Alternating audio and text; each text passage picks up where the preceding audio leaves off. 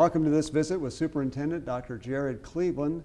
Dr. Cleveland, you're just about to start school. Are you ready? Well, I am, personally. I believe the parents and the teachers and the kids are. I know there's some apprehension and some anxiety out there too to start, but I think in the end, with all of the things that have been prepared for since really March 13th for Monday, we will have as smooth a start as we possibly can. Schools are spotless. Kids are going to be wearing masks in the school. What about the responsibility when they're not in school? Well, that's one of the things that needs to continue. Governor Hutchinson talks about it a lot. I know our coaches and staff members that are out with kids today that have started back, they talk about making sure that they take care of themselves, which helps take care of others. I know that in our home, my wife and I really enforce the idea of having a face covering when we go out with our youngest. And I know our older boys do as well with my oldest with his family, and my middle son at the University of Arkansas. It's very important that he follow that as well.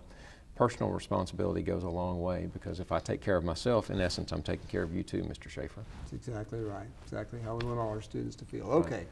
So the schools are clean, we're personally responsible, but a case could come up. What happens if COVID hits in a school or schools?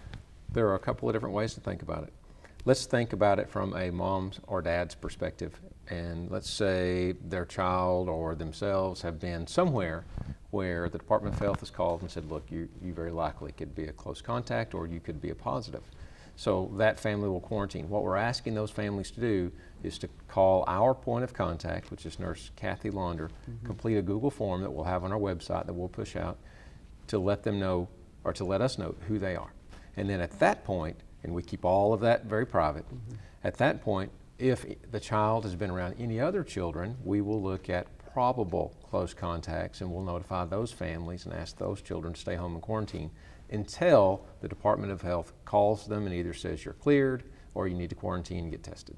So we're looking at that process. If a child is at school and another child is at school, or a staff member is at school, and apparently they are positive for some reason or another, Kathy Launder will call the mom and dad of whatever child may be a probable close contact, and then notify the Department of Health. Same process. The Department of Health will call the mom or dad, let them know whether they should get tested. And of course, always you can go get tested, but to decide whether you are indeed a close contact and need to quarantine for 14 days. Now, the principles are very important, because if I'm a mom or dad, all right, and I am, I've got a child at one of the schools. Right. I'm curious to know, is COVID-19 in the halls of the building? So if there are students that are positives, if you don't get called, that's probably a good thing, because it means your child wasn't in close contact with anyone. We're not allowed to share that information. The Department of Health can. If they call you, they can share it. They can ask questions.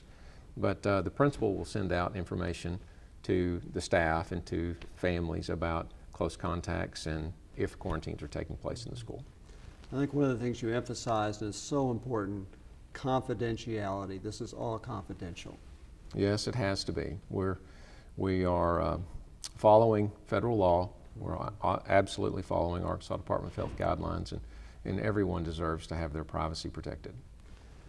Okay, let's hope this is not an instance. Never happens, but you've got a plan if it does. If all of a sudden the school district had to go totally virtual, what's the plan for teachers and other essential workers?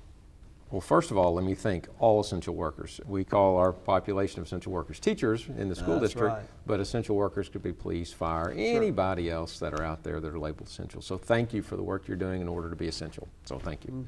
But we feel it's our responsibility for their children to be able to be safe while they go to work and provide those essential services. So we've partnered with the after-school program. I know the after-school program sounds like, well, it's after school, but it actually could be a day service as well, should we pivot away, either by school or by district. And that information is going to come out. In fact, I think the after-school program has already put out quite a bit of information, and we are as well. So very likely, if you are an after-school candidate, you need to go on to the after-school program site, complete the forms there. It doesn't matter what your income is.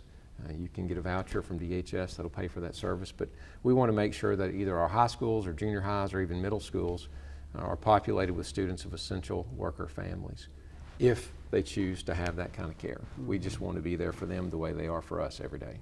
Absolutely tremendous. What a great service to be provided. So all of that intact. The first day of school is coming up. Are you excited? Well, I'm excited. You know, I used to play basketball in high school and college, and I would get a little nervous before the game, and so Yeah. I feel that same way. But usually when the game gets going, I'd feel a lot better. So I'm just waiting for that, which will be Monday when the kids show up. The teachers, having come back last year, having visited with many of those throughout the district, they have the right attitude. They are amazing individuals. I've said it before, there's nothing like the heart of a teacher. That's right. They're excited, and I believe they're anxious too. They're ready to see their children. And I think the children are anxious. I know my personal 10th grader is anxious about going to school. Overall, Rick Schaefer, I think that we're going to be in a good position to serve our kids at the highest level in all the different ways, virtual, blended, or in person. It's exciting news, and it's right around the corner. We hope you've enjoyed the visit with Dr. Jared Cleveland, and we hope to see you and your kids on Monday for the first day of school.